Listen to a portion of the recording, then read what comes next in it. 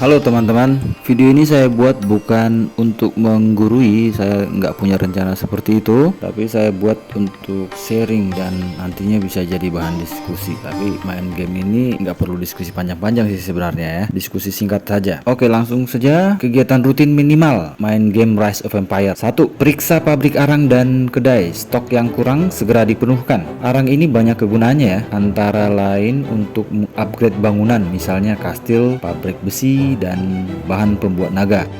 Arang untuk kastil muda bisa digunakan sebagai untuk menukar emas gitu loh, di market center yang ada balonnya itu loh. Jadi stok arang yang ada sebelum sampai level 17, arangnya bisa dimanfaatkan untuk menukar emas di market center. Kembali lagi ke periksa pabrik dan kedai.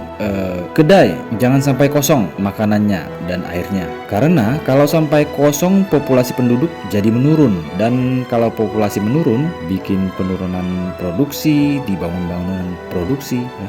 Bangunan produksi itu apa aja? Bangunan misalnya kayak sawahnya, terus pabrik besi, terus tambang batu, terus pabrik arang, itu bisa menurun semua. Batu, kayu, arang, air bisa menurun kalau populasi menurun. Terus rutin yang kedua, ambil harta karun naga. Selain dapat resource juga nanti dapat experience naganya, supaya level naga semakin meningkat. Makin tinggi level naga, maka makin banyak buff yang diberikan. Jadi buffnya itu ngefek kalau auranya diaktifkan. Cara aktifkannya, kasih makan sampai penuh, sampai kenyang, terus dipencet, terus auranya nyala gitu. Terus rutin yang ketiga, donasi. Ini sangat bermanfaat untuk mengumpulkan poin member ya, di aliansi. Jadi nantinya dari poin-poin itu bisa untuk membeli barang-barang yang tersedia di toko aliansi. Donasi teknologi aliansi juga meningkatkan kemampuan aliansi memberikan buff. Jadi semakin sering anggota-anggota aliansi donasi teknologi, maka teknologinya makin banyak, teknologi aliansinya. Sebaiknya segera donasi setiap ada peluang melakukan donasi. Kapanpun membuka game, langsung donasi aja.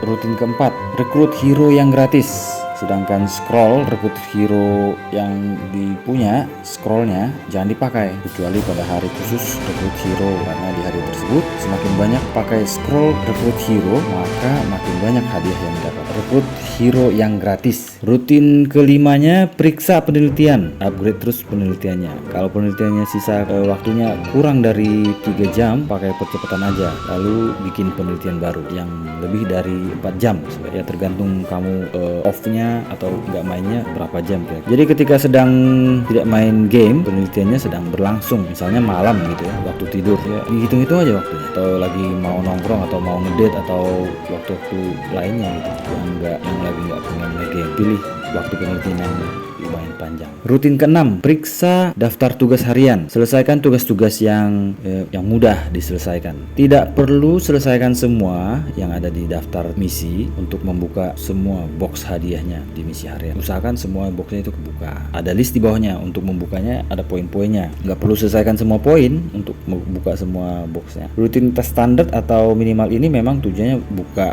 semua box hadiah dari misi harian, tapi ada beberapa hal yang tidak termasuk dalam list tugas harian, misalnya membuka harta karun naga, itu nggak ada. Rutin ketujuh, pengumpulan atau katakanlah panen, misalnya panen pasukan, panen material armor, panen dragonite dan kristal naga. Jangan lupa setelah panen diisi kembali stok pabriknya, barak, pabrik dragonite, pabrik kristal, pabrik material armor gitu ya. Lalu rutin keenam, rapid production atau percepatan produksi. Aku nggak tahu nih contoh kegiatannya di dunia nyata, kayaknya nggak ada, atau ada ya. Kalau ada itu semacam pungutan liar harian, misalnya kios-kios di suatu area perdagangan dikenakan pungli tiap hari sama ormas-ormas. Tapi pungli yang ini beda. Kalau rapid production ini diibaratkan pungli, tapi pungli yang ini beda karena hasil dari percepatan produksi masuk ke kas si penguasa sendiri. Penguasanya yang melakukan pungli, si penguasanya yang punya pabrik, penguasanya yang dapat hasil, ownernya yang dapat hasil. Yang bisa dirapit antara lain pabrik-pabrik besi, pabrik kayu, arang, tambang air, sawah, pabrik kayu, dan pabrik batu. Sedangkan pabrik koin atau emas bisa dirapit, jadi bisa dipercepat tergantung skill hero yang ada di balairung kota. Di sini saya pakai kastil profesi pedagang. Jadi dia punya bangunan khusus yaitu pasar bebas. Pasar bebas ini jadi sehingga pedagang punya kebebasan membeli beberapa hal yang tersedia. Bisa dibeli pakai gold atau berlian. Tapi saya batasi di sini belinya cuma pakai gold aja. 9, jangan lupa untuk buka semua box hadiah yang sudah siap. Dibikin mangap semua box.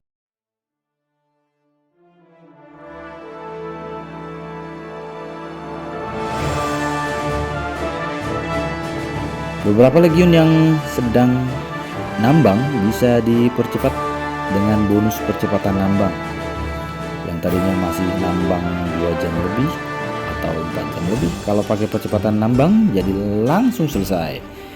Bisa langsung pulang karena sebelumnya sudah nambang selama 8 jam lebih. Kalau nambang saya akan pakai pasukan level 1 cavalry atau footman karena kapasitas angkutnya lebih besar atau banyak. Lalu saya ganti pasukan level tertinggi kalau mau kalahkan Momon monster. Kalahin Momon sebanyak 5 kali termasuk tugas harian. Jadi kalau sempat diselesaikan aja. Oke teman-teman, itu tadi yang bisa saya ceritakan, bisa saya sampaikan. Saya bisa menyampaikannya karena saya banyak belajar dari senior-senior, pemain-pemain yang sudah lebih dulu main game ini sebelum saya. Baik yang masih main gamenya ataupun yang sudah pensiun atau yang sudah menjual akunnya. Terima kasih sudah nonton. Bye-bye.